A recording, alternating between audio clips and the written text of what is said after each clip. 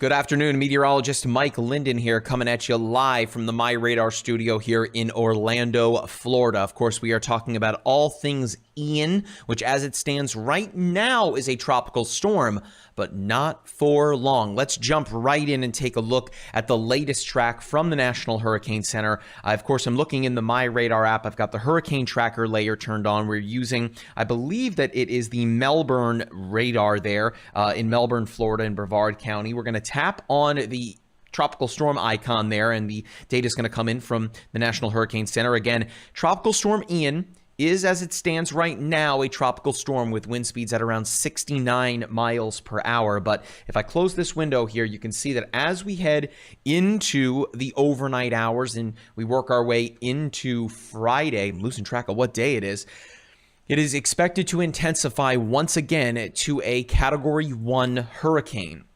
As it does so, it will continue to track its way northward, still bringing a lot of rain to spots like Jacksonville, Florida, Palm Coast, St. Augustine, and pretty much right up the southeastern coastline there, running up to Savannah and even up to Charleston, South Carolina. Again, expected to make landfall once again as a hurricane, a significantly weaker hurricane when you compare it to the Category 4 intensity it made landfall at yesterday in Florida along the southwestern coastline with wind speeds at 150 miles per hour. The key here, again, don't get caught up in the classification of the storm, because we are talking, of course, about a lot of rain and now additional storm surge, as we will look at momentarily. Now, South Carolina, they're in Charleston. It's the low country for a reason, right? So that is quite concerning when it comes to inland flooding. We continue to work our way northward through the track here, expected to weaken once it makes landfall here. And the good news is, once it does make landfall, we got to find the silver lining somewhere, folks. And the silver lining here is that it looks like it will eventually die out as it works its way inland, because of course, as we've said, tropical cyclones want to be over warm water. That is their fuel, that's their food, and not going to be much of that over eastern Tennessee, Kentucky, and potentially even into West Virginia. Now, if we zoom in again on the track here as we head into the first of the month, crazy to think that October is right around the corner. It is expected to weaken at that point to a tropical depression, although it is likely that you could be looking at potentially tropical storm force winds over the city of Charlotte, North Carolina. Of course, a very populated area there. Of course, Columbia, South Carolina, Charleston, South Carolina, plenty of people that live there too. And as we see here on the end of the track, this is where at least it stops for now.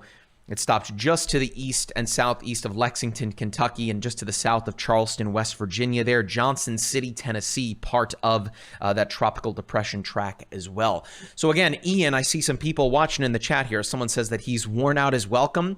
I would certainly think so, particularly for the folks that live in Florida. Not too long ago, we here on the MyRadar crew, we went for a quick little walk down near Lake Eola, which is not far from our office whatsoever here in downtown Orlando.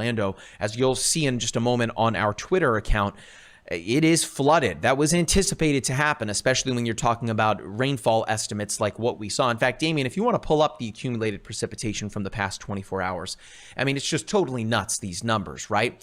Stretching from the point of landfall there near Cayo Costa there, just short of 15 inches of rain, pushing all the way into the Orlando metro with upwards of near 16, 17 inches of rain for some spots in Volusia County. I mean, those numbers are just downright staggering, right? In fact, let me get rid of those marks, and we're going to zoom in on this map so I can just show you the gradient in which we're dealing with here. So let's take a look at Orlando. Let's grab this tool here so I can plot it on the map. We'll click right here on Orlando. That's right around 14 inches of rain. Now I'm going to click on this blue color just to the west of Orlando where we see that steep drop off. And I mean, look at that, right? I'll use the measuring tool here. We're talking a roughly, again, approximately 9-10 miles of difference between about 6 inches of rain. Super significant when you're talking about flash flooding, aerial flooding. I mean, we were watching the streets outside of the office. We've been here all night, and we were watching the streets just outside of our office just completely become inundated.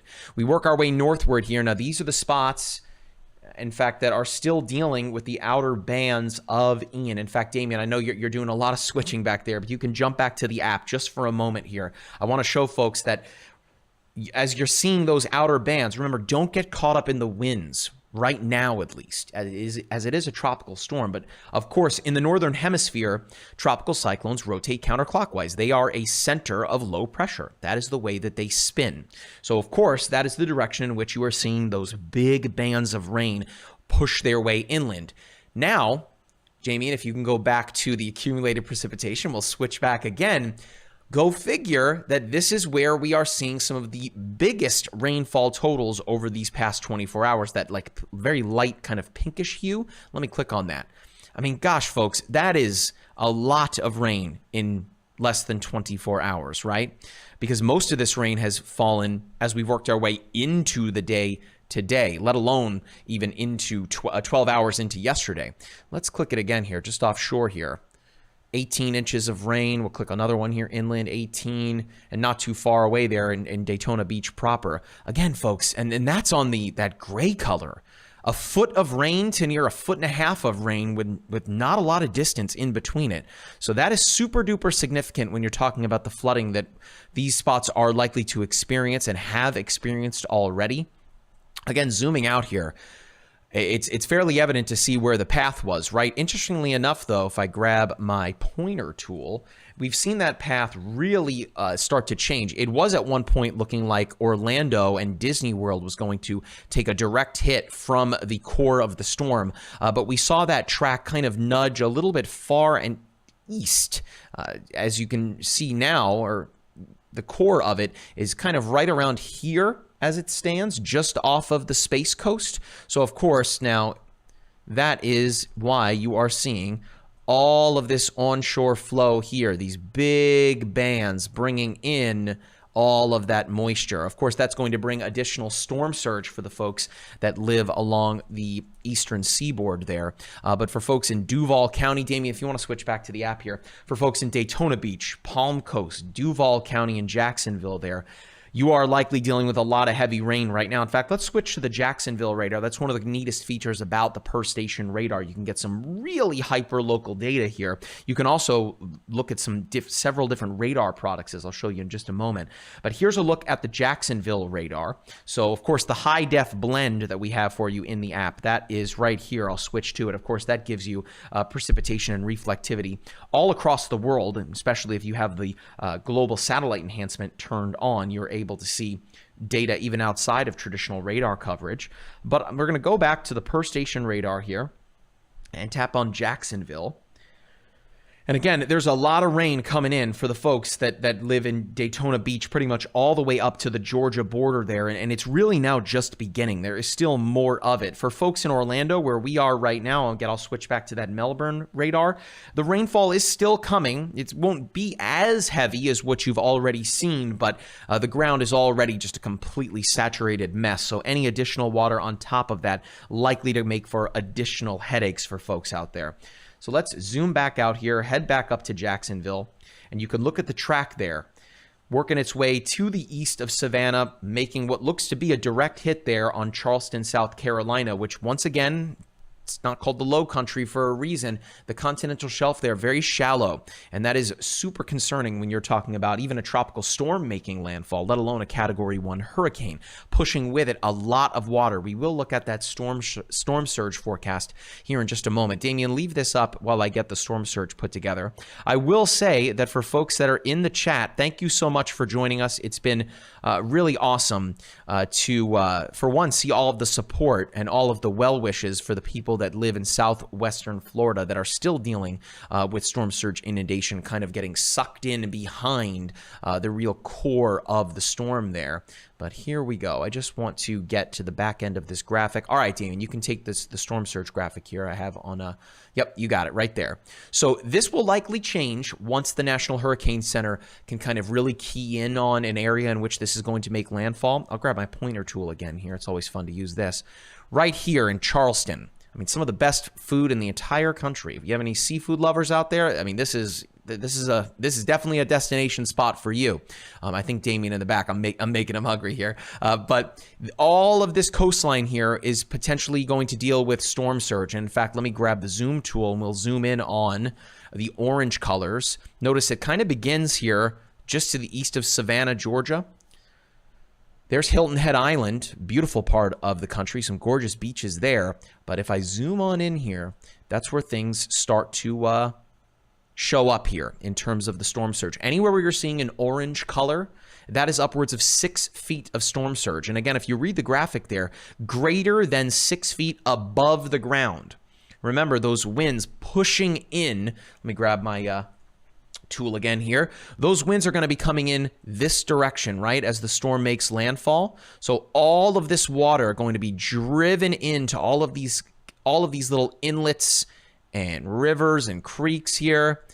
And that is why you're seeing that storm surge inundation all the way inland here. It was, if for folks that live in Wilmington, North Carolina with Hurricane Florence, a much stronger storm, but it's just this part of the coastline with all of these little barrier islands and all of these little inlets for the water to sneak in. It's not great, especially when you're dealing with a potential direct hit from a tropical cyclone, particularly for, I believe it's Beaufort right here. I mean, let alone the coastal communities right here. But if you look here, let me grab my pointer tool again. It's surrounded by water, right? On almost all sides for the folks that live in these communities. So even though this storm surge here is somewhat troubling at around 6 feet, you should certainly prepare for more. I mean, the Atlantic is quite warm right now. It's certainly not the bathtub that is the Gulf of Mexico. And you know what? We'll look at those sea surface temperatures in just a second here. This is fuel for hurricanes, fuel for those tropical cyclones. Let's keep heading northward here. Now look at Charleston, rather. Stretching from Seabrook Island to Folly Beach and into Charleston, the Isle of Palms. Again, I zoom in here, right? And all of the land that you are seeing is quite low in terms of the elevation when it comes to being at sea level here. I mean, again, fantastic seafood, this part in the country. I wonder if some folks in the chat are getting hungry. Can you tell that we're hungry here at MyRadar? Big shout out to Andy, though. He's keeping us fed for sure. But if I zoom on in right here, again, you're starting to see in the storm surge potential inundation, you start to see some of those reds popping up. This will likely start to tick up a little bit as the NHC really begins to focus the forecast cone in here over the next couple of days or even day or so.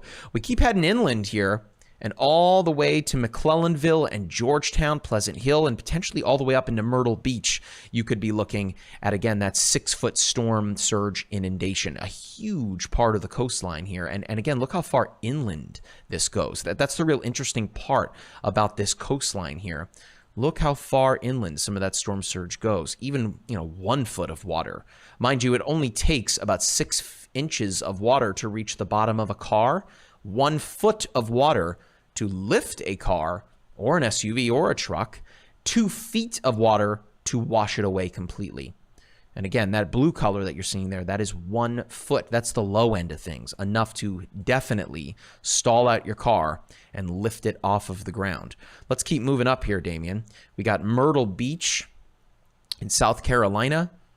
Also, once again, dealing with potential storm surge inundation. You see these, again, these little inlets and these little channels. All of these areas could be dealing, again, with 6 feet of storm surge, potentially even more, if Ian is able to really get going here and strengthen up a bit. Let's keep moving northward here, because even for folks that live in the Outer Banks, right, you could be looking at roughly 1 or so foot of storm surge.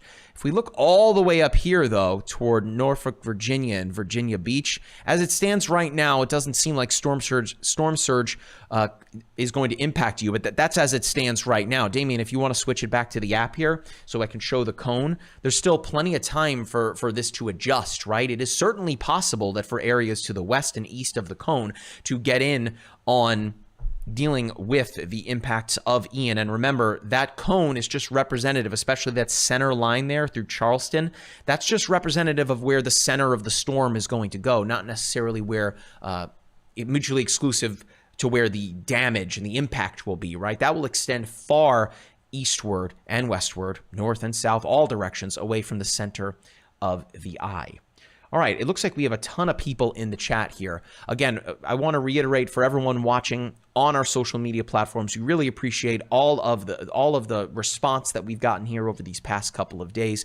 It has certainly been great to be able to bring this information to you, especially if you use that information to make sure you and your family are safe. That's the goal. I mean, we are not doing this to overhype. We're not doing this to sell you anything. The role of the folks in the meteorological community, whether it's myself, Matthew Capucci, Erica Lopez, Dr. David Ruglicki, even Aaron Jajak, our storm chaser, our goal is to make sure even just one person gets that information.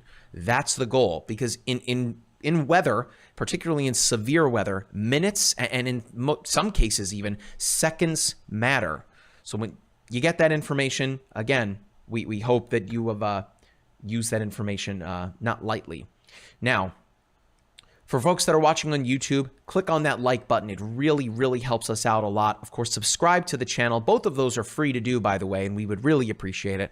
Click on that notification bell as well. That way you always know whenever we drop a new video, or of course, whenever we go live. Damien, let's jump back into the app here because I want to talk about the impacts of Ian. I see some folks in the chat asking about what's going on with Southwest Florida here. Now, I'm going to switch back the radar to the Melbourne one. In fact, we'll jump over to Tampa St. Pete here so I can show you folks. It seems as if the rainfall threat is over, right, for Southwest Florida. But when it comes to now, what's happening? I mean, there is a lot to do, if not even more than the preparations that it took to be prepared for this monster that made landfall there as a Cat 4. There's a ton of cleanup that needs to be done, and we are going to get to showing you some of the video here in just a moment. But what I want to do is turn on the power outages layer. This is a somewhat new feature to the app. If you don't know it's in there, it is right there at the bottom of the layers menu, and I'm going to zoom on out here. And it is quite troubling when you look at the state of Florida there with quite a few people without power. Last I checked here, just to have the total number for you, because remember, this is tracking customers. That doesn't necessarily tell you the number of people that are dealing with power outage, right? I mean, if you have 4 people inside your home, you're a single customer, right, to your energy provider, but there's 4 people inside your home there. As it stands right now, roughly 2.65 million customers are without power. That's greater than a quarter of the population of the entire state. And again, that's just the customers, let alone the true number of people that are being impacted by not having power right now, particularly for some of these communities here in southwestern Florida. You can tap on the counties to get more information. That's Hardy County, and look at the total number of customers affected. 99.6. I mean, we're talking about pretty much everybody without power here. Charlotte County, 89.3% of customers without power. DeSoto County, 91%.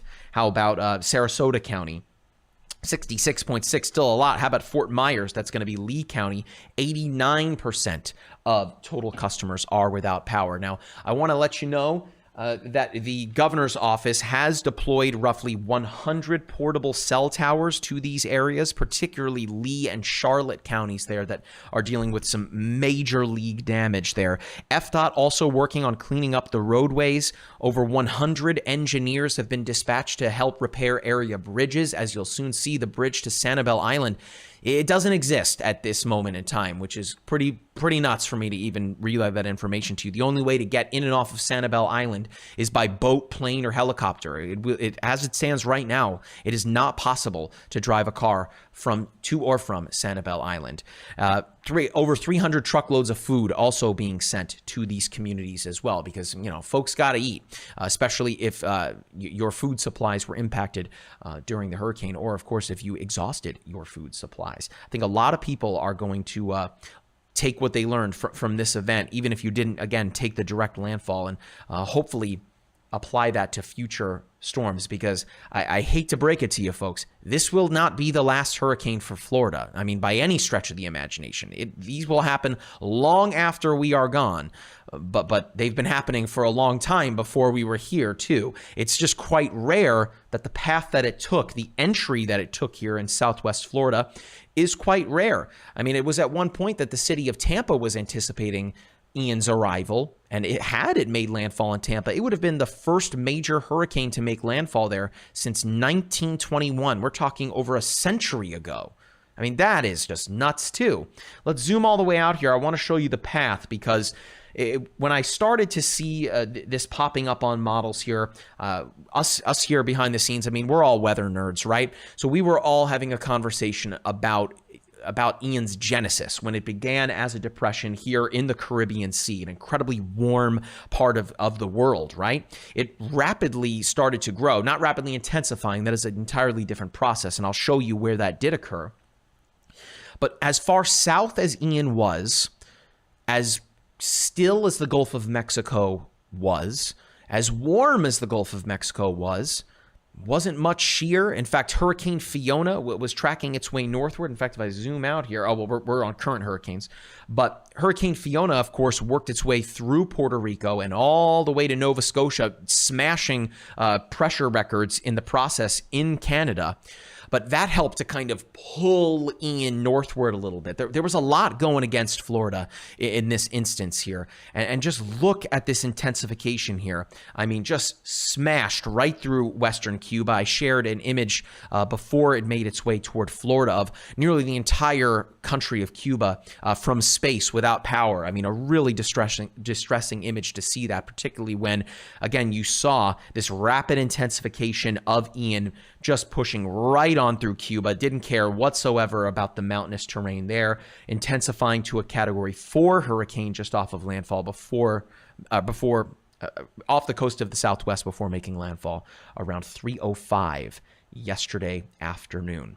Okay, Damien, before we get to some of the videos, I want to pull up the sea surface temperatures. Just give me a moment here to pull up that graphic. All right, I've got it ready to rock. You can take it now.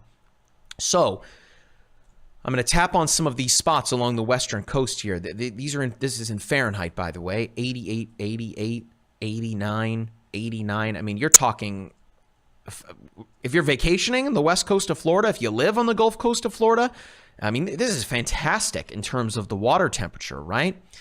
Troubling that it's, you know, this warm and still this warm, but that's a discussion for another day.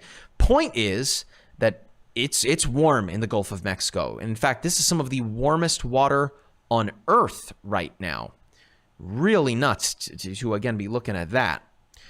Let's get rid of those, and we are going to grab this, and we're going to work our way here. And I want to show you the numbers that we are seeing where Ian is right now. 88 degrees, 88 degrees, 87, and then on its journey all the way to the coast.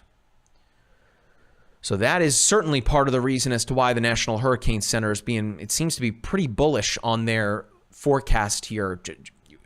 Just this morning, it was forecast to still be a tropical storm on landfall. We knew it was going to be making a second landfall somewhere at some point here as we got closer to the weekend. But due to the fact that this water is so warm, I just can't get over that myself. That was a discussion I was having with Dr. David, that with just how warm the water is. I mean, take all the other factors out of it. That's a big one. That's a big one. I mean, imagine if you know, you weren't fueling your body for several days, you would weaken. But if you have that fuel, you're able to keep on going. And that is what Ian is likely to encounter here as it works its way toward the southeastern coastline. So Damien, if you can just take me, oh, you don't have the app, that's good. So let me jump over here to our Twitter feed. I want to show folks some of the videos that we have shared across our social media platforms here. So Damien, you can take the app in full now. Of course, if you're not following us on Twitter, at MyRadarWX, we would really appreciate a follow there as well. Twitter is really a great platform when it comes to being able to get breaking information out really quickly. The other platforms are great, of course. We are broadcasting to all of them, mind you, including LinkedIn and Twitch. What's up to our Twitch viewers? Of course, we're live in the app as well. But Twitter is a great platform when it comes to being able to get information out super duper quickly. All right. So you're looking at actually the Colorado State University forecast from Philip Klotzbach there. He is a must follow on Twitter, might I add, if you are interested at all in tropical meteorology. I mean, he is one of the best and brightest as well. And as you can see from the tweet there, CSU is issuing a 2-week Atlantic hurricane forecast stretching from the 29th, that being today, until October 12th, giving the highest odds for above normal activity at 55%. Ian there should generate enough ACE, that's accumulated cyclone energy, by itself to approach near normal levels. Remember, these storms are heat engines, right? So think about it in the sense of all the power, the energy that it is generating there. It'll be very interesting to see what those ACE numbers are. But again, that maybe is a little too complex of a discussion for right now. How about this? This is from storm chaser Aaron Jajak from Bonita Beach. Let me rewind it here, and I'm just going to be quiet here so you can take in the imagery here. This is very close to where Ian made landfall.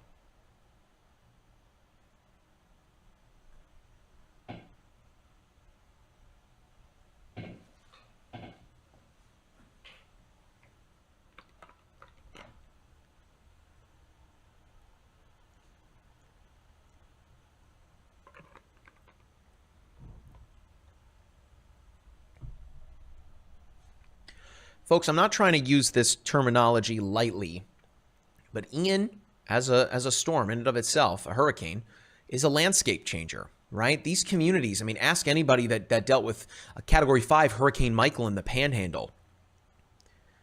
I mean, those communities are still picking up the pieces. I mean, gosh, Hurricane Maria was 5 years ago in Puerto Rico, and there are still communities there that do not have power and are forever changed. Let alone to clean up this mess, right? Just to have to rebuild from this. It's going to take a long time. It is definitely going to take a long time. All right, hang on one second. I see somebody in our YouTube chat. That's got to go. All right. And I think that they are blocked now. Okay.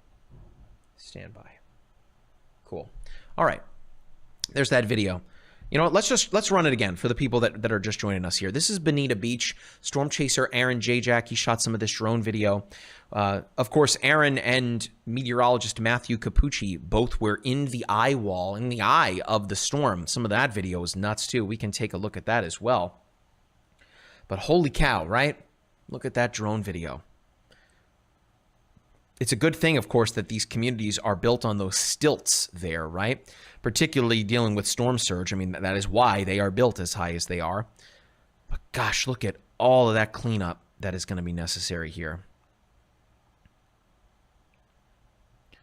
Fun fact about Aaron's drone piloting abilities. Aaron is actually a Telly Award-winning drone photographer. He actually captured a gold statue for MyRadar. So Aaron is, let alone one of the best storm chasers in the world, one of the best drone pilots in the world when it comes to being able to capture imagery like this. A very sobering scene. Very sobering scene looking at some of the, I mean, look at all the sand, right? That should be a road.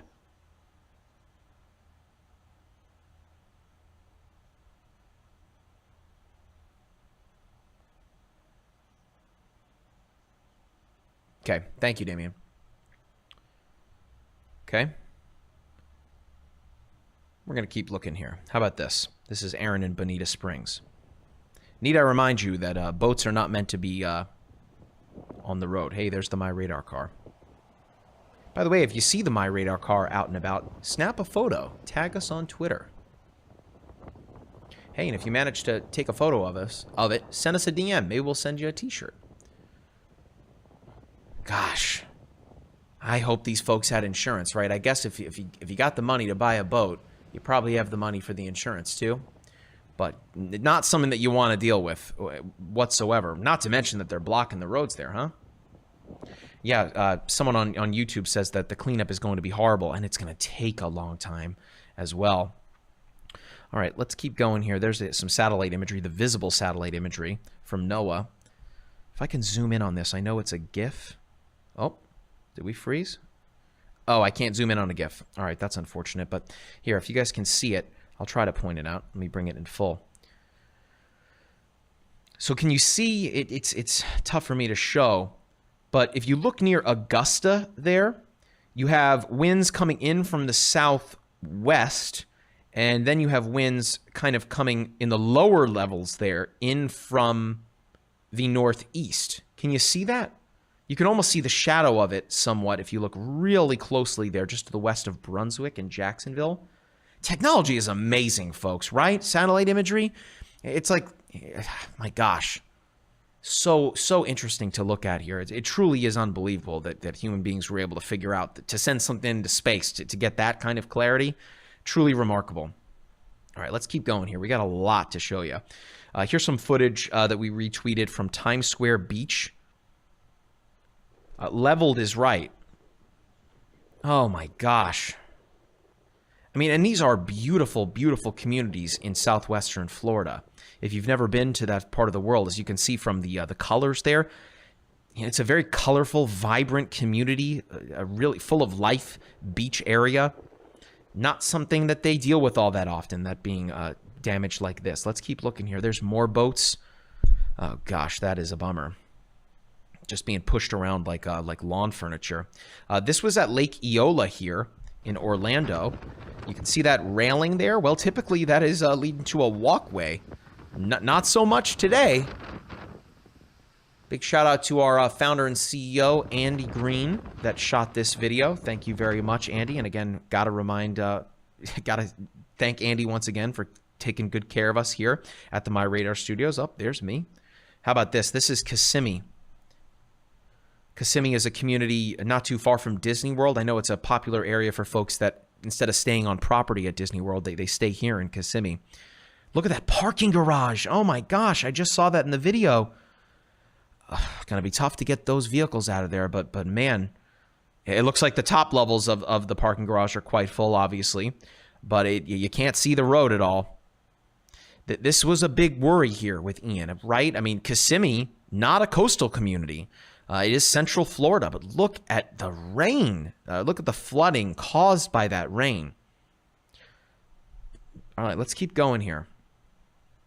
Here's a story here for you, and this is, again, super troubling.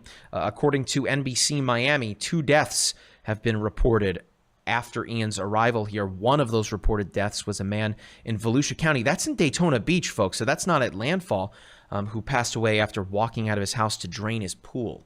This is why, again, you need to heed all watches and warnings, because things like that can happen. It's super unfortunate. Here is Sanibel Island. This is what I was talking about before, right? That's not entirely the bridge. That's the way to it. Going to be pretty tough to drive on that. Let's keep going here. Here's another video from Aaron walking around on Bonita Beach. Let's rewind to the beginning here so you guys can see it. Guys, I was right here before the storm hit. It's got audio? All right, so let me rewind it to the beginning. Sorry about that, Damien. Thank you for telling me. All right, let's go to the beginning here and let Aaron walk us through this. Fuck the beach, guys. I was right here before the storm hit.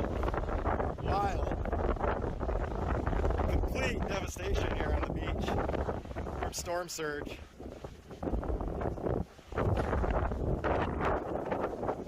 Fuck the beach, guys. I was right here. So there's a report from Aaron Jajak at Bonita Beach. Last we spoke to Aaron because he has super limited cell service. Aaron is actually going to be teaming up with meteorologist Matthew Capucci. Last I spoke to Aaron, he was near the Everglades.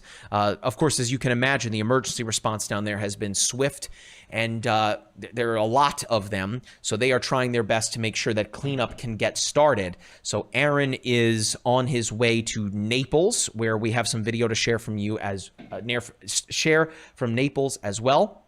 And then from there, he's going to scoop up meteorologist Matthew Capucci, I believe, around the Englewood area there, and then head back to Orlando. Aaron, last I spoke to him as well, is planning on being in South Carolina or wherever Ian's going to go next for that second landfall. The hardest working man in storm chasing, might I add, from Fiona to Ian making landfall again. So big shout out to everything that Aaron does. Here's some video retweeted from Bill Cairns, an awesome meteorologist, might I add. Let's rewind this. This is Jeff Allen's video here from News 13 in Orlando. That's a On the way to Universal Studios, looking an awful lot like a beachfront community.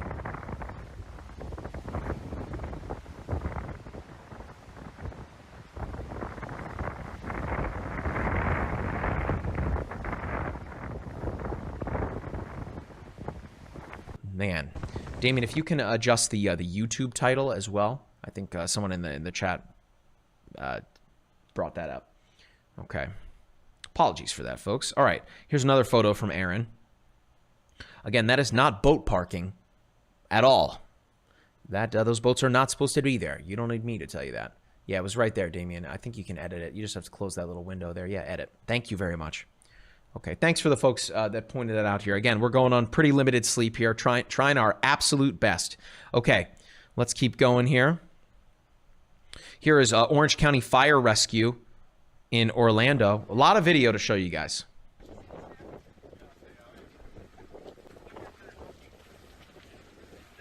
Big shout out to the emergency response. I mean these folks, let alone the folks in the Southwest. I mean, really anybody that works in emergency response like this, that put their lives at risk to make sure that others are safe.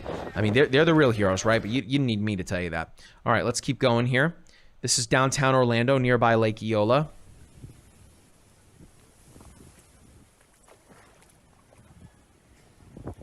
Big shout out to Chandler for shooting this video. Gosh. Looks like that person in that pickup truck there was trying to get out of Dodge. Okay, let's keep going. There's Lake Eola, looking at it from a high rise. Look at the way the winds are blowing the water there, right? Soon we'll get to a video that I shot last night. I want to show you the parking lot outside of our building. It almost looked like an ocean, like with waves crashing over it, just the way the wind was blowing. Let's keep going here. There's Kissimmee. We looked at that. So much video to share with you here. This is actually Seminole County. This is north of Orlando, so not nearly as flooded out, but look at the roadway there. That car, in an unfortunate circumstance. So this is north of Orlando in Seminole County. Some folks, even in Seminole County, and a lot of communities are dealing with, in fact, if you listen to this video here, can you hear that alarm? A lot of newer communities in Orlando, or really new communities in general in Florida, have a pumping station within it, or at least nearby. And that alarm is actually that pumping station failing. So let alone having to deal with flooding, people are also having to deal with their sewers getting backed up and not draining properly. Yet another impact of Ian. Here's Aaron again. This is on the way into Bonita Springs, so we're kind of working our way backwards. Just look at the trees there, huh?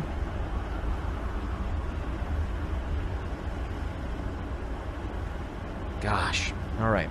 Let's keep looking here. We got a lot to look at. I see that there's a lot of you in the chat. I want to try my best to answer some of your questions here. We'll do that in a moment. This is the eye wall, actually, when Aaron was in Punta Gorda. We were streaming that live, mind you. So let me know in the chat if you were watching that live stream yesterday. That was... I mean, we were in awe here, you know, watching Aaron stream, let alone having to be out there and be in the heart of the monster, right? All right, so this is the picture here that I was talking about. People asking about Sanibel. This is the Sanibel Causeway, or I should say was the Sanibel Causeway. For one, just look at the cover of darkness there. That is, whew, I mean, sends chills down your spine, right? But, I mean, even more so for the people that are effectively trapped on Sanibel Island, unless, of course, they followed evacuation orders. But in terms of getting back to their homes, literally impossible by car right now. It's going to have to be by other means of transportation, by boat or by air some way. But as I mentioned, the governor has dispatched over 100 civil engineers to this part of the state that are working to repair causeways and area bridges so people can get back to their homes, or away from their homes, I should say. This is a picture here from Ginger Z. Look at this. It's a before and after. Let me zoom in, right? So there's the beautiful pool, might I add. There is the deck, right? Look down here. right? Especially right here. Look at all that water. I'll keep walking you guys through it. This is in Venice, Florida. Oh my gosh, this video is, I know I've been saying is nuts. This perhaps is the most. This is a Fort Myers webcam. Look at this. Wait for it is all I will say.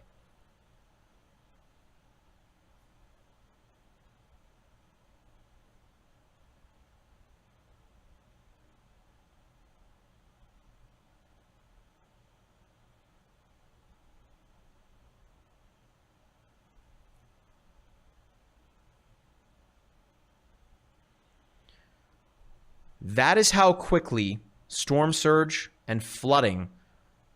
I mean, if you look off on the far western corner of that video, you can see the coastline.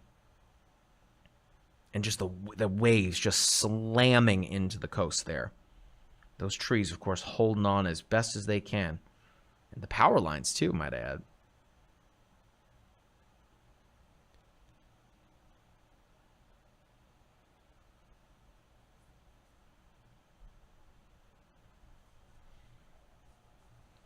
Wild. I mean, that's perhaps one of the most wild videos. Outside of the shark pushing inland here. Oh my gosh, how about this one? This is in Naples. Let's play it again. This is quick. Good news, the person that shot that video is okay. Their shoes got wet. But talk about a jump scare, huh? Yeah, somebody in the YouTube chat said, "Holy crap! Holy crap is right." All right, this is my video that I shot last night. I mean, again, not as significant whatsoever, but I just wanted to show you the way that the water was blowing across our parking lot right outside of the building. Looks like waves, right? Oh, someone in the chat has got to go. Stand by. Cool. Oh, thank you, Damien. That's why it says that something went wrong. All right. Thank you. All right, let's keep going here. I think we've exhausted a lot of our videos here. There's meteorologist Matthew Capucci. I'll show you his video in a moment. Let me find it. Stand by. So much. We've shared a ton here. Here's a video from news contributor Colin McCarthy. Big shout out to Colin. I mean, look at this video. Holy moly, been retweeted a lot. The storm surge from Ian so powerful that it brought a shark into the city streets of Fort Myers. There's actually a picture, a photoshopped image that started going around, I mean, years ago with Hurricane Sandy of sharks in the water in New York City. It's totally fake. Do not share that image. I'm not even going to justify it and sharing it. Yes, Aaron, watching on YouTube, that is a shark that got pushed inland. Probably, let alone for you to be scared of that shark, it's probably way more scared of wondering where the heck it is. Doesn't want to be on land there near Fort Myers. Yes, that is a shark that got pushed inland by the storm surge of Ian. This is a video from Mayor Teresa Heitman, the mayor of the city of Naples, who had to evacuate City Hall and relocate to Naples Fire Rescue Station 1 here. That video coming in a little blurry. It might just be the Twitter video player. Let's keep going. There's some video from Aaron. This is some video from Matthew Capucci of damage at a mobile home park. Remember, folks, we've said this many times. Mobile homes are not at all a good place to be during a severe weather situation. Mobile homes become mobile. It's in the name. And I know these, right? These homes aren't necessarily on wheels, but they were put there, and the foundation is not permanent. That's the key. That winds can get underneath a mobile home, topple it over, or even loft it in some instances. Okay, let's keep on rolling. I want to play this video. This at this point is almost about 20 hours old, but this is storm chaser Aaron Jajak intercepting the eye of Hurricane Ian. Let me rewind it here, and I'll turn the sound on. Stand by. Okay, let's listen in on Aaron. This is storm chaser Aaron Jajak, and I am just to the east, southeast of Punta Gorda, Florida, in the eye of the storm, but it's still very windy here. Hasn't calmed down yet. Lots of street flooding on the side of the highway. Waiting for the calm eye to approach. Should come through right around here but it does look like we're going to have a murky eye. If we're lucky, maybe some specks of blue, but we're not. It doesn't look like we're going to have that clear blue sky eye. Still very windy here in the eye, but at times it weakens a little bit, so we are very close to the center of the storm here. Hurricane Ian, major hurricane here in western Florida. For MyRadar, this is Storm Chaser Aaron Jack in the eye of the storm.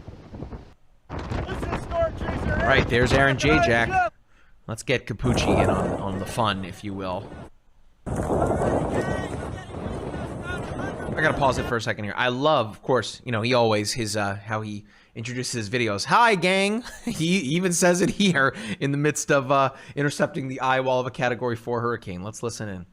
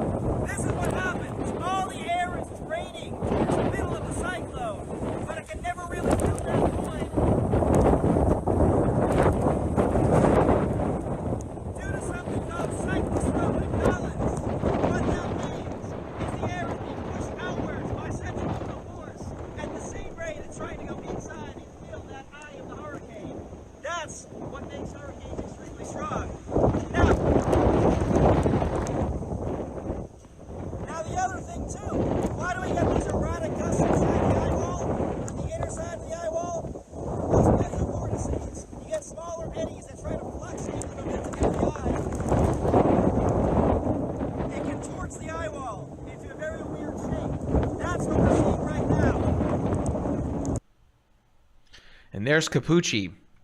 Let me know in the chat if you would do that. I mean, it takes a special breed of person to get out there and do that. Big shout out for the work that Capucci and Storm Chaser Aaron Jack were doing yesterday. Again, here's the moment of landfall. I think Damien will wrap it up on looking at the videos here, and we'll go back to the forecast. But that is the eye of the storm, making landfall as a Category 4 hurricane near Cayo Costa, right around 3:05. What's wild is that this is the exact same location at the exact same intensity as Hurricane Charlie. Bear in mind, though, the size difference between the two is staggering. Staggering. The winds extending from the eye wall of hurricane force for Charlie was about 15 or so, 20 miles, right? Ian is upwards of 50 miles, a much, much, much larger storm.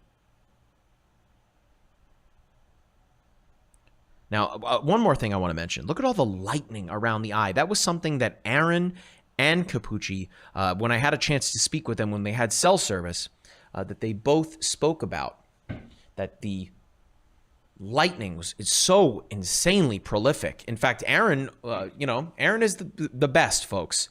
Of course, this is not a, he's putting himself in harm's way in some instances, because at the end of the day, you cannot, pinpoint where lightning's going. And Aaron says he almost got struck by lightning while being out there, which of course is terrifying.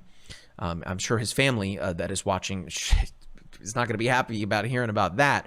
But Aaron is okay. So is Capucci. Of course, it's not lost on them that the folks in Southwest Florida, they do not necessarily get to go home, or they may not have a home to go back to. Again, our hearts and our thoughts go out to the folks of southwestern Florida. All right, Damien, let's jump back to the app here. Before I do that, for the folks that are watching in the chat, thank you so much for doing so. It looks like we're gaining viewership here, which is awesome to see. Again, for those of you that are just joining us, I'm meteorologist Mike Linden at the MyRadar studio here in Orlando, Florida. We are talking all things right now, Tropical Storm Ian, but it made landfall as a Category 4 hurricane and is likely to do so again. Here is the path from the National Hurricane Center. Let me, just for clarity's sake, we'll turn off the power outages layer. and I will turn on the per station radar feature. And actually, instead of Melbourne, let's go to Jacksonville here so we can get a bit farther to the north. Ian is right here, just to the east of Titusville. You know what's wild, folks? On Tuesday, NASA was supposed to launch that SLS rocket as part of the Artemis mission. We were planning on being there to cover it. I mean, gosh, we were there for the first 2 times when the launch was scrubbed. We were planning on be there for the third, but of course, us being a bunch of weather nerds and meteorologists, we were watching that developing storm, that little depression that became Ian, and NASA definitely made the right call in delaying that launch. Let alone they've got to retrieve the rocket, Damien, right? I mean, it would have been tough to do so. So I'm very glad that they delayed that. Of course, I want to see it succeed. I don't want them to have to rush things, especially with how expensive it is to launch that rocket. $1 billion just to launch it, huh? All right. Right, Damien said in my ear here, at least they slammed that spacecraft into the asteroid. That is true, the DART mission. That's some really neat stuff, right? Planetary defense. What a job, huh? And we had video of it, too, of a spacecraft slamming into an asteroid. I mean, it's like that movie Armageddon from back in the day. Of course, they were drilling into the asteroid and putting a nuke in there to blow it up. Gotta love Hollywood, right? But hey, stranger than fiction, right? Slamming a spacecraft into an asteroid. But back to the track here. As it stands right now, Ian is a tropical storm. That means it has weakened pretty considerably, but don't get caught up in the fact that it is air quotes weak there. It's 69 miles per hour. The expectation here is that it will strengthen now that it is over land, at least the core of it there. Notice you're starting to see some of those bands starting to fill in a little bit here. I saw somebody in the chat here saying that it's going to form an eye. Folks, you're really only going to see an eye in a tropical cyclone when you're getting upwards of Cat 3, right? You really need a lot of intense circulation at the core of the storm. You also need a little bit of time too. Now, that being said, these waters are very warm. Don't get me wrong there, but it doesn't seem like there simply will be enough time for Ian to do so. I mean, rapid intensification is certainly a possibility over a 24-hour period. I'm talking about storms in general, not necessarily Ian at its present location.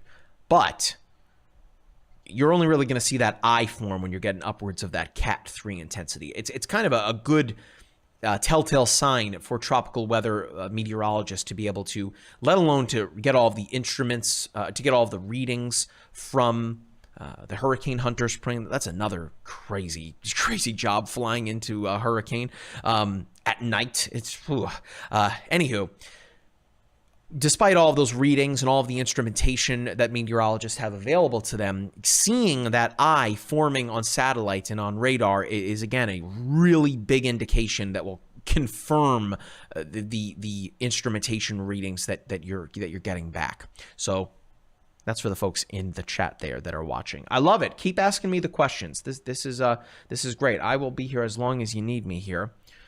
All right, let's keep looking here at the track. Expected to strengthen to a Cat 1, stay over water for not a super long time before working its way toward the Georgia-South Carolina line. Now, Savannah is not in the cone, but Savannah is still likely to see a lot of rain. Remember, these tropical cyclones rotate counterclockwise. So those bands, as they are right now, I'll jump back here just for a moment to Jacksonville. Look at the way those bands are coming in off of the Atlantic coastline, rotating in from the counterclockwise direction. That's going to bring, of course, the storm surge, but also bring heavy rainfall. Let's keep on moving up here. We'll go back to Savannah. So here's the track. Let me zoom on in for you. So expected to make landfall.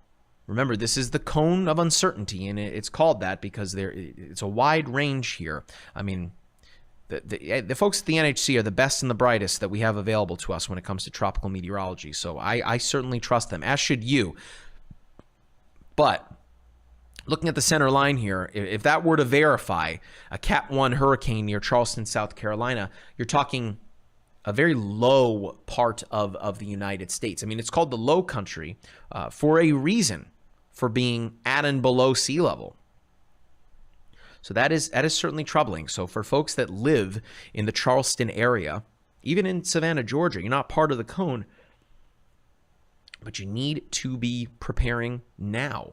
We're talking food and water, batteries, medication to last you and your family at least 3 days in the event of a power outage, especially if you're not able to get away from your home. Of course, you should be hunkering down during the worst of the storm. We here at MyRadar, despite Ian pushing its way toward us as a Cat 1 hurricane tropical storm, some of us, we stayed here overnight last night because it just simply was not a good idea whatsoever to take the risk and be out on the roadways at all. Let's keep looking at the track here. Weakening to a tropical storm once it has made landfall at that point as we head into the weekend. I believe, Damien, my calendar's all messed up. I mean, my internal calendar. Saturday is the 1st of October. Pushing inland. Damien just said he thinks it's Sunday. Yeah, I mean, who knows what day it is, right? Pushing into Somerville there and Columbia as a tropical storm. That is into Saturday morning for folks that live in South Carolina. Continuing to weaken as it works its way inland, impacting Charlotte, North Carolina, potentially even Spartanburg, South Carolina as well, and continuing to work its way northward here into East Tennessee and even into parts of Eastern Kentucky. One quick thing about Eastern Kentucky, I used to live in Lexington, Kentucky. Big shout out to the Big Blue Nation if we have any UK Wildcat fans in the chat here. This part of Kentucky is very rural and is very mountainous. It's a lot of rolling hills and mountains. I mean, Kentucky is a beautiful state, but this part of the state, even at a tropical depression, would be looking at a really significant amount of rain that could result in flash flooding. Still plenty of time for the folks in the Bluegrass state to prepare, let alone for folks in the Palmetto state of South Carolina to prepare as well.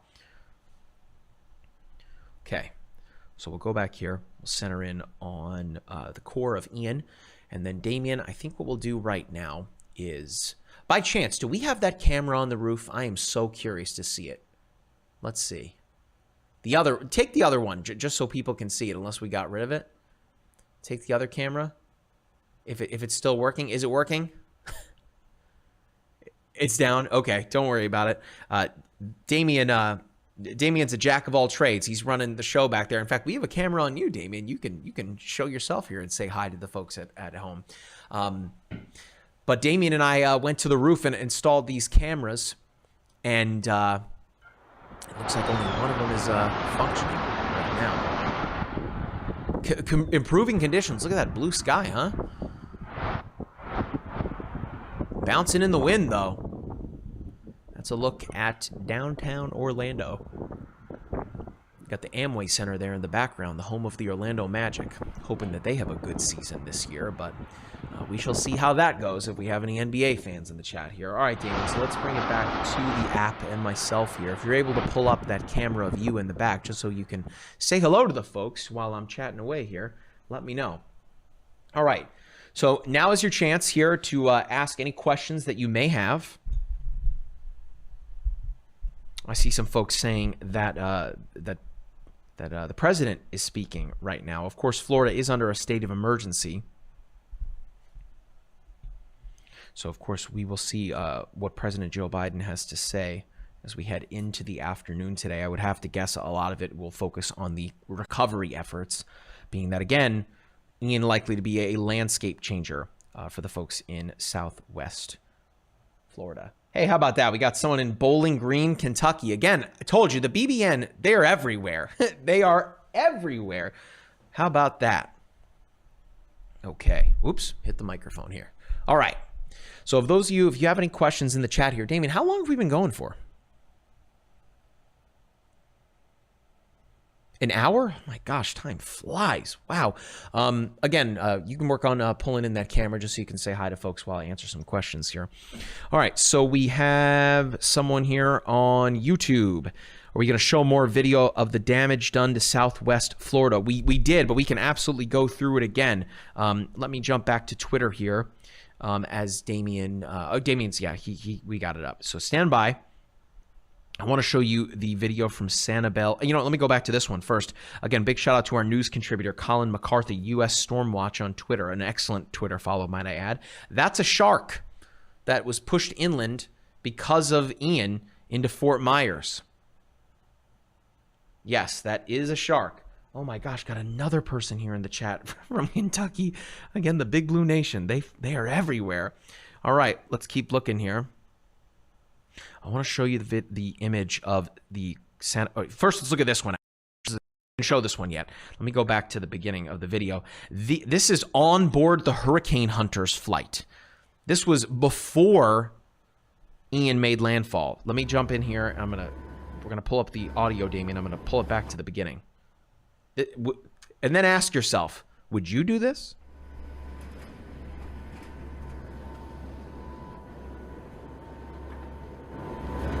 We're all right. We're all right.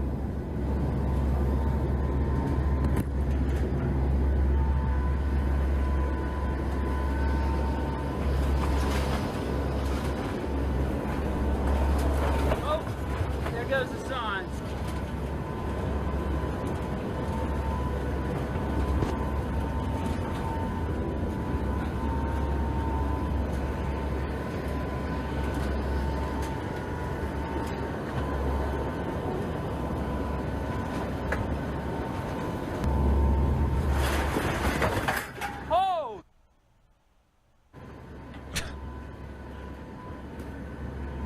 Yeah, that's definitely a moment for an expletive, right? Yeah, we're good. Would you do that? Would you fly on board the Hurricane Hunter's plane? Damien, would you do that? I know you'll do anything for this. You'll do anything for the shot. I know that. Whew. Dr. David Ruglicki, who was involved with our coverage, he actually doesn't have any power where he lives in Lakeland. We would have him involved. He, of course, a brilliant mind. Used to work at the National Hurricane Center and has been on one of these flights before. So he said that the first question he usually asks somebody when they go, "Oh man, that's so cool! You got to fly on the Hurricane Hunters."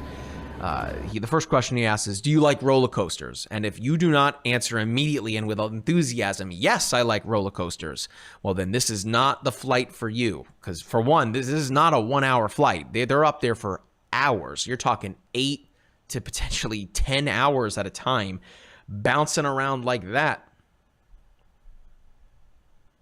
Someone asked, yeah, you said you're good on that. Yeah, that might be where I draw the line there, but once in a lifetime opportunity for sure.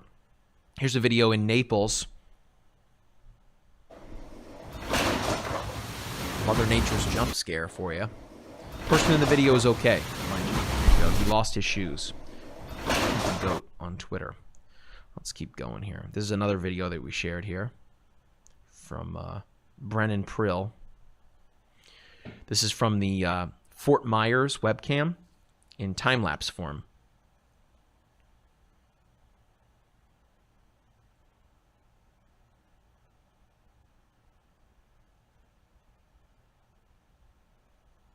Oh my gosh, people in the chat, Damien, are saying a Sharknado with that related to that video of the shark in Fort Myers. You know, we actually what Crocnado? Yeah, for Florida, right? Meteorologist Matthew Capucci, he put together a video that I think is definitely a must-watch, where we had him react to popular scenes in movies to break down their meteorological accuracy. That includes Blade Runner 2049, the Paw Patrol movie. So for any parents out there that want to see meteorologist Matthew Capucci break down the central plot of the Paw Patrol movie and determine whether it was meteorologically accurate, again, I can't recommend it enough. I don't even know where I was going with this, Damien. Oh, that's right. We did Sharknado, and he discussed whether or not something like that would be possible. A great video to watch. I can't recommend it enough. It's on our YouTube channel. Meteorologist reacts to weather in movies. All right, back to more serious matters here. This is a section of the Sanibel Causeway here that has collapsed. Bear in mind, folks, this is the only way in and out. Really tough to see something like that. We'll show another video here from Aaron Jajak in just a moment. Let me find it. Here's Lake Eola here in Orlando. Orlando. Someone brought up boat parking, right? I mean, it's almost as if they're perfectly parked, but they do not belong there, those boats in Bonita Springs. The beach, guys. It was right There's some video here from Aaron. Let's watch before it the again. storm hit. Wild. Southwest Florida. Complete devastation here on the beach from To the storm surge. southeast of where Hurricane Ian made landfall. Here's another look at the Sanibel Causeway. I mean, again, folks, roadways they're not supposed to look like this. I know folks always say, you know, where I live, you know, has the worst roads, all the potholes and stuff. Well, gosh, gonna be tough to compare to these, right? All right, let's find that video, Damien, of Aaron. One more time, we'll look at this one from the city of Kissimmee. Bear in mind, folks, look at that parking garage on the left there.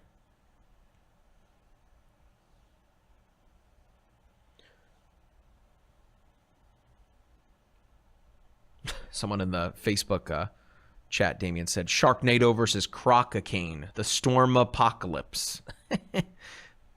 Creative. All right. Let's keep going here. I actually just got a message from Capucci. I want to take a look at that in just a moment. Let's here's Aaron's drone video. Let's watch this again. This is Bonita Beach, right? Yeah.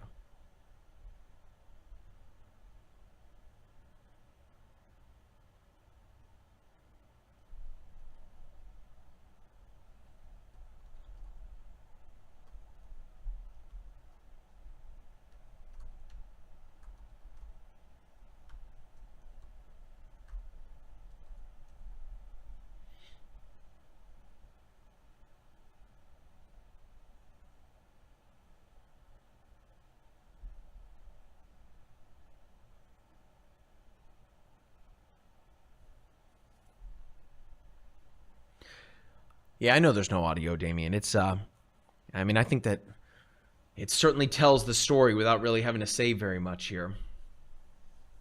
Really distressing to see this kind of video, especially being that this community it's going to take a while to recover there. I mean, look at just the sand alone to get that off of the roadways, right?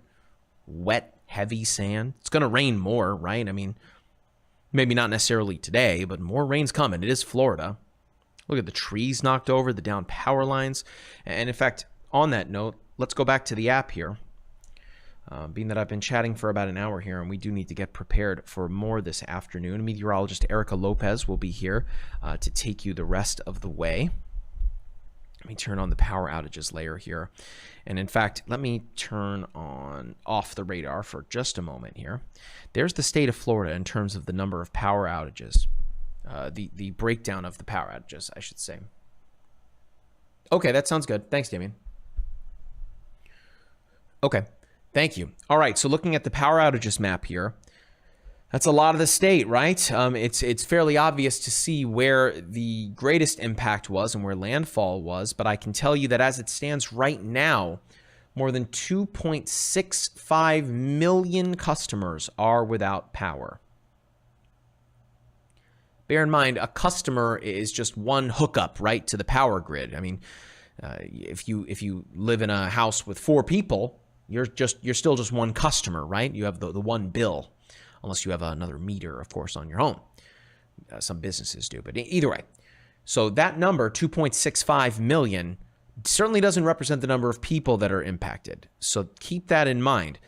That being said, 2.65 million customers is more than a quarter of the amount of customers and people in the state of Florida that are sitting in their homes right now with no power. So this is, again, why preparations are so important beforehand to get done. We're going to zoom in on here on Southwest Florida, these blue counties, particularly, is that DeSoto? That's Hardy County. Pardon me. Hardy County, 99.6 of total customers there without power. I mean, that's pretty much everybody, folks.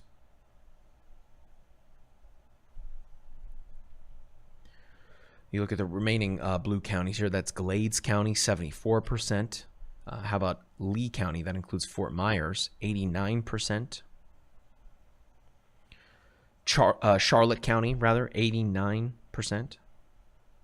Sarasota County, 66%. Collier County, 78%. And again, look at the number of customers, right? 205,000, let alone the number of people that are dealing without power. So I'm going to leave it up to the chat here to let me know what it is that you guys want to see next. So if you are watching on YouTube, hit that like button. It really helps us out a lot. It's totally free to do so as well, and we would greatly, greatly appreciate it if you did so. Subscribe to the channel as well. That is totally free to do as well. And click on that notification bell. That way you always know whenever we drop a new video or whenever we go live. If you're watching on Twitter, subscribe or follow us on Twitter at MyRadarWX. It's above my head, I think, right there, right? Right here, at MyRadarWX. Hit us up. Send us a DM. Slide in our DMs. If you happen to see the MyRadar car, snap a photo of it. Let us know where you're at. And hey, maybe we'll send you a t-shirt. So think about it like a little scavenger hunt for the MyRadar car there. Right now, it's in Southwest Florida, but it will be back in Central Florida here very soon. Of course, follow us on Instagram as well. We actually post on that Instagram account photographs submitted by you in the MyRadar app. In fact, Damien, just jump back to the app here. We don't talk about this enough. It's a really neat feature here. If you go into the photos layer, it's probably going to bring that up, right? You can actually submit a photo to the app. You can look at brand new photos, photos that are nearby to you, and photos that are the most popular, at least over a certain period of time. If you turn on the photos layer here, it takes a second for them to load in, but you'll start to see photos popping in all around the map, and you can tap on them, engage with the photos, and we pick our favorite photos to not only use as screensavers for the iPad version of the app, but also, there's some of them. Yeah, it takes a second. But also, we will potentially feature those photos on the MyRadar Instagram account.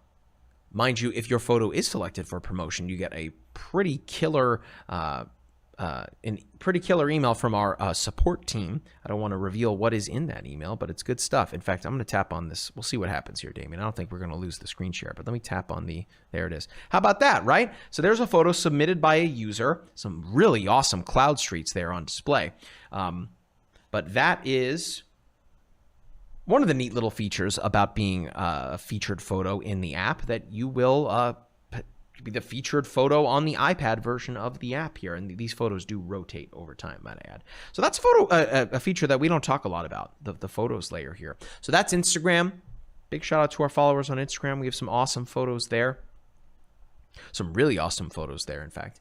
And then what else have I not mentioned, Damien? Of course, there's Facebook, too, one of our largest social media platforms. Follow us there as well. We love to engage with you guys. All right, so there's a lot of questions here in the chat. Let's see. We'll answer a couple of these. Oh, Damien's right. We are on TikTok as well. We probably should add that to the social media bugs above my head there. At MyRadarWX on TikTok. And I've got to mention as well, of course, meteorologist Erica Lopez. I almost said Erica Capucci. My brain is all over the place right now. Meteorologist Erica Lopez and meteorologist Joseph Trujillo Falcon, both of our bilingual meteorologists, just doing an excellent job making sure that everybody is hearing potential life-saving information. So make sure to follow us across our MyRadar Espanol social media platforms. We're on YouTube, Facebook, Twitter, Instagram. We got you covered everywhere. And we also post to TikTok there as well. So anywhere where you're likely to find the English stuff, you will also find the Spanish coverage as well. Okay, so we're looking at the chat here. Someone's asking about, how's Disney? Okay. So we'll switch back to the Melbourne radar.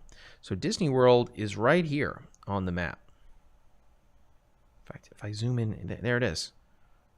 Right, so this is Main Street, USA. Okay, this is the, that's the Magic Kingdom. I can't zoom in anymore, but right there in the dead center, that's the castle. There you go, Cinderella's castle mode. We even have that on the map. How neat is that? I don't know if I can identify the other parks here. My wife could definitely identify the parks. I don't know. We're not going to waste more time doing this. That's, yeah, that's the Magic Kingdom again. It's all right there. Oh, there's Epcot, right? Yeah, there it is. right there. Hollywood Studios not far away. I think it's right there. And then the Animal Kingdom, yep, it's over here. So there's Disney World for you. It's raining right now, but Disney World's closed today. They made sure to close out ahead of Ian. Not going to be fun to be there. I mean, it's the most magical place on Earth, right? And right now, it's one of the wettest and windiest places on Earth. Not literally, of course. Okay, what other questions we got? Someone's asking about another question about Disney World. We just talked about it. All right, let's talk about Savannah, Georgia. See somebody in the YouTube chat there asking about it. So Savannah, as it stands right now, I'm going to go into the layers menu. Looks like the stack of cards there. I love the iPad app. I mean, I love the app on all of our platforms. It's particularly awesome on the Windows platform, might I add. If you have a keyboard and mouse, it's really great to drive there. But I'm using the iPad. This is also really great, being that you have everything out in front of you here and adjusting things in real time. So let me turn on the hurricane tracker. Boom. And that is the path from the National Hurricane Center. Ian expected to strengthen to a Category 1 hurricane sometime tomorrow and potentially make landfall right here. At least that's the center line, but the cone represents all of the possibilities. And even for folks in Savannah, Hilton Head Island, you are outside of the cone right now, but we certainly could see a shift when all's said and done. Someone's asking if those are mammatus clouds. No, those are not mammatus clouds. Mammatus clouds are here, what he's talking about is this. Oh, a photo changed already. Shoot. No, those were cloud streets before. Mammatus clouds are these like pouches that hang underneath the cloud deck, particularly on the back end of a cold front. So it's not a guarantee, but when you typically see mammatus clouds, that usually means that the worst weather is beyond you, that you're done with it, because that's the cooler air at the backside of the front that's kind of sinking to the base of the cloud deck, so you kind of get those pouches there. There's other names for that kind of cloud, but not anything I'm going to say here on the air. So there's Charleston. We'll look at the storm surge in a minute. In fact, let's just do it right now. Damien, hang on. Let me get back to that graphic. Where did I put it? Right here. So there you go. There's the storm surge. Let's go through it here, okay? So even though Ian is nowhere near these locations in the Florida Keys, you're still potentially looking at roughly 1 foot of storm surge. That is actually because, let me grab my drawing tool here, that's because Ian is going this way, right? So remember, a hurricane, tropical storm, is a center of low pressure, a really deep low pressure. So it's almost acting like a vacuum to kind of pull that water towards the northeastern direction. Meanwhile, as the storm works its way northward, remember, these rotate counterclockwise, right? So all those outer bands are coming in from the northeast. So that's, of course, bringing all the storm surge along the coastline there, but it is also resulting in a lot of heavy rain. Anywhere you see this blue color here, that represents roughly 1 foot of storm surge from Volusia County through to St. Augustine, Duval County, and then crossing over into Georgia here. This is, though, where things start to ramp up a little bit. Now, remember, you're not in the cone, but this would be greater than 3 feet of storm surge. Remember, that's water being pushed inland from the winds. There's Hilton Head Island. We're still in, right? We're in Georgia? No, we're in South Carolina now. Then you start to see some oranges popping up, right? So these small little coastal communities. The orange is 6 feet of storm surge. I mean, South Carolina is a beautiful state, especially on the coastline. But again, if I zoom out just a little more here, you see all of these little inlets, right? Water is going to fill in all of these spots. I mean, water is just going to keep rushing and filling in here, here, here, and here. You get the point.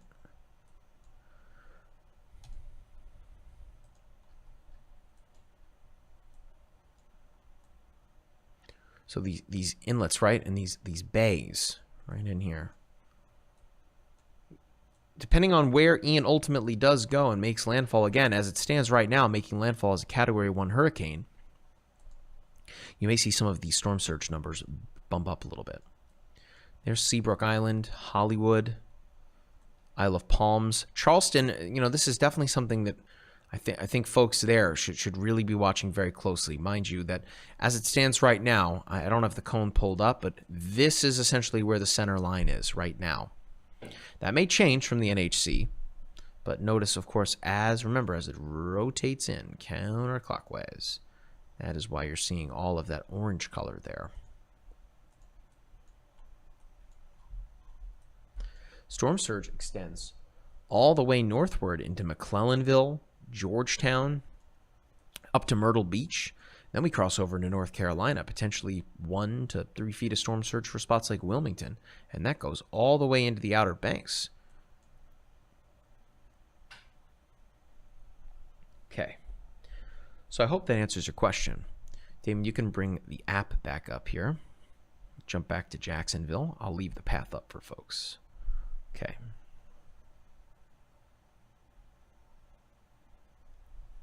Okay. Let's answer a few more and then wrap these up. Someone says, thanks for the info on the cloud types. Anytime. Anytime. We got someone watching in Tampa. Hope that you are doing okay. I mean, you definitely dodged a nasty, nasty storm. Dan is asking if the storm surge flooding graph is available in the app. Dan, that's a great question. Right now, no. But what I would suggest is to either send our support team an email, support@myradar.com. Meanwhile, they have been inundated with those support messages. You can find our founder and CEO on Twitter. He might still be watching right now, Andy Green. He's very active on Twitter. You mentioned MyRadar, and he'll find you on Twitter. But let alone the fact that he's keeping us fed and it's well stocked up here. Andy deeply cares about the users of our app and making sure that let alone that you have a good user experience using the app, but making sure that you're able to see potentially life-saving information. So if you want that storm surge graph in the app, Dan, I would either suggest, again, sending a support ticket in. You could tell him that I sent you, and then you could find Andy on Twitter. Otherwise, that once we're done with all of the Ian coverage here, I think that that's certainly a discussion worth having with our developers, the hardest working developers in the game. What else we got? Someone asking about Ohio getting the rest. Not yet. Not yet. If I look at the path here, I mean, you would think, I mean, if you just keep filling it in, that Lexington, Kentucky, potentially Cincinnati, Dayton, Chillicothe, Columbus, Ohio, could. But as it stands right now, you are not in the cone. If anything, looking at some rain, even once that thing is a post-tropical depression. Let's see here. All right. Tiffany says, I explained things very well. Thank you very much. I appreciate it. That is a skill that I have tried to hone in on for a long time. But I think that that's probably going to do it in terms of how long we've been chatting for here. Thank you all so much for joining us. I really appreciate it. Before we go, I want to shout out Damien in the back there. We've been trying to keep the team fresh and rotating around. There's the Damien camera. How awesome is that? Look at that 4K camera. There's Damien there. So big shout out to Damien and all the folks running things behind the scenes, the true unsung heroes of the MyRadar team. Any of the content that you see, I mean, literally posted anywhere. Damien may have his hand in it. We have Matt in the back. We got Jack in the back. Big shout out to the folks there in the back. I see you. You think I stopped checking questions from Facebook? I got them all right here, man. They're all right in front of me. There's a lot of questions coming in. But at this point, I think we've been chatting for long enough. We've got to keep things updated in the app and elsewhere. So again, I encourage you to make sure that you follow us across all of our social media platforms. You can see them above my head. On YouTube, of course, be sure to like by clicking on that thumbs up button. It really helps us out a lot. And of course, we would really appreciate it. Click on that subscribe button, of course, because You want to be subscribed. There's so much exciting content coming. Click on that notification bell. That way you always know whenever we drop a new video or whenever we go live. Twitter is a great way to get breaking weather updates and, of course, to find our founder and CEO, Andy Green, if you have any requests that you want to see into the app.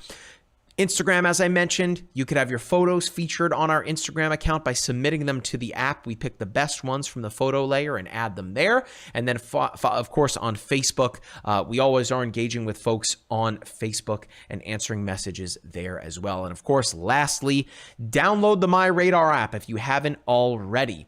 These past couple of days, we have seen a ton of new users. So welcome. I hope you enjoy the app. There's so much exciting, cool stuff that you can do in the app. And most importantly, you can get life-saving information, rain alerts, severe weather alerts to keep you ahead of the storm.